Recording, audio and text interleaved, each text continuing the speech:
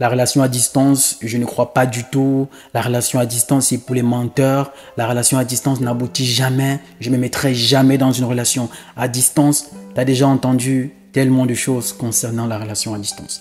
Et peut-être que toi aussi, tu es dans une relation à distance et tu te poses certainement cette question. Est-ce que ça va marcher? Est-ce que je ne suis pas en train de perdre le temps? Est-ce que je suis avec la bonne personne? Alors sache que tu es au bon endroit. Dans cette vidéo, j'aborderai les points très importants concernant la relation à distance. Mais surtout, je t'expliquerai pourquoi la relation à distance n'est pas faite pour tout le monde et comment s'y prendre. Bienvenue dans cette nouvelle vidéo, les conscients et les conscientes. J'espère que vous allez bien. C'est toujours pour moi un plaisir d'échanger avec vous. Alors, comme je vous l'ai annoncé, dans cette vidéo, on parlera de la relation à distance. Et pour sa définition, qui est assez simple, une relation à distance est une relation humaine. Elle peut être amoureuse ou amicale, séparée par une grande distance. Vous pouvez être dans deux villes différentes ou dans deux pays différents. Les cas qui sont un peu plus récurrents, deux villes différentes ou deux pays différents.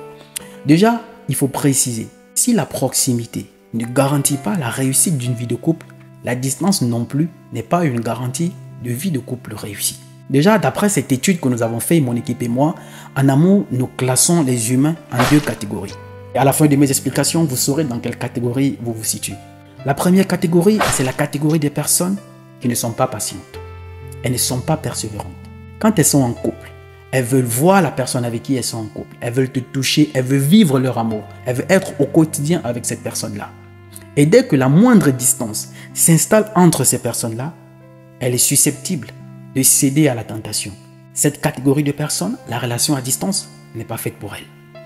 Pourquoi? Parce que remarquez bien, il y a certaines personnes, quand elles sont en couple, tout se passe super bien, elles vivent leur vie tranquille, mais à partir du moment où l'un des partenaires doit se déplacer et qu'une distance doit s'imposer entre les deux, c'est là où ils ont souvent des problèmes. C'est là où ils ont souvent des prises de tête. Pourquoi? Parce qu'elles ne sont pas habituées, elles ne sont pas faites pour la relation à distance. D'où parfois les sorties avec des amis et c'est là où on finit par rencontrer quelqu'un parce qu'on estime que son partenaire, soit il est en voyage, soit il est en mission pendant une période bien définie et durant cette période-là, je ne vais pas croiser les bras à l'attente, il faut bien que je comble ce vide-là.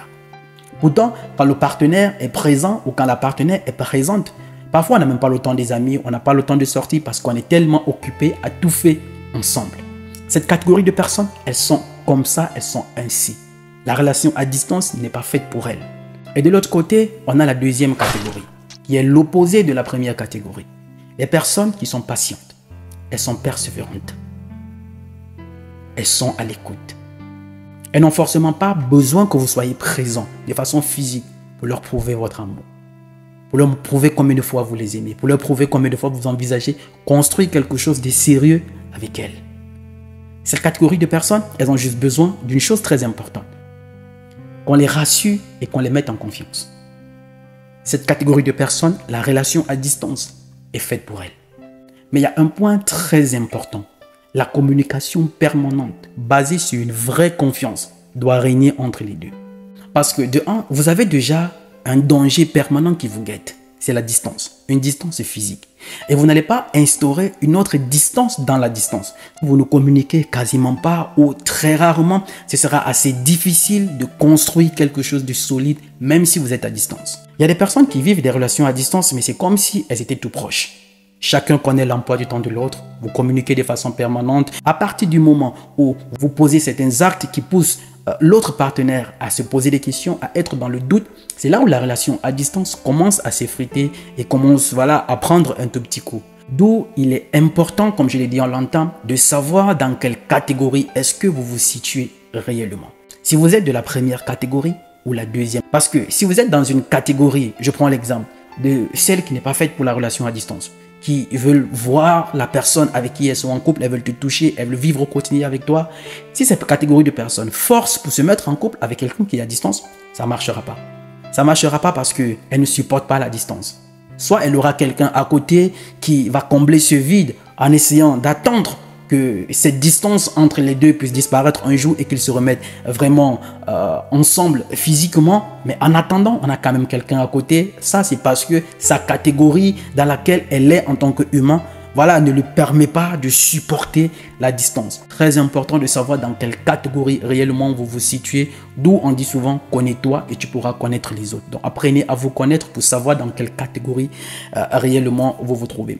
Et pour terminer, je dirais ceci, la proximité tout comme la distance ne garantit pas la réussite d'une vie de couple. C'est la sincérité, la confiance et l'implication, la volonté réciproque des deux partenaires de vouloir construire quelque chose ensemble qui donnera vie à la relation de couple. Parce que si les efforts sont à sens unique, que vous soyez à distance ou proche, d'accord avec moi, que ça ne marchera pas du tout. Alors, c'est le petit détail que je voulais partager avec toi dans cette vidéo. J'espère que cela t'a apporté quelque chose.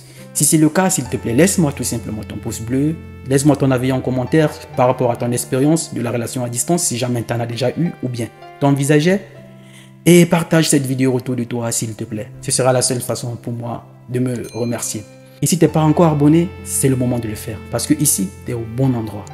Tu apprendras non seulement à prendre le contrôle de toutes les situations qui se trouvent sur ton chemin, mais tu vivras dorénavant ta best life. Cette vie qui est faite pour toi. Je suis Roland Campbell. Depuis un certain nombre d'années déjà, je présente des contenus positifs et inspirants sur des réseaux sociaux. Et en privé, j'accompagne de centaines de personnes à retrouver leur équilibre social. Pour me joindre, c'est très facile. L'ensemble des coordonnées sont sur toutes mes pages R2 Motivation. Facebook, Instagram, TikTok, YouTube.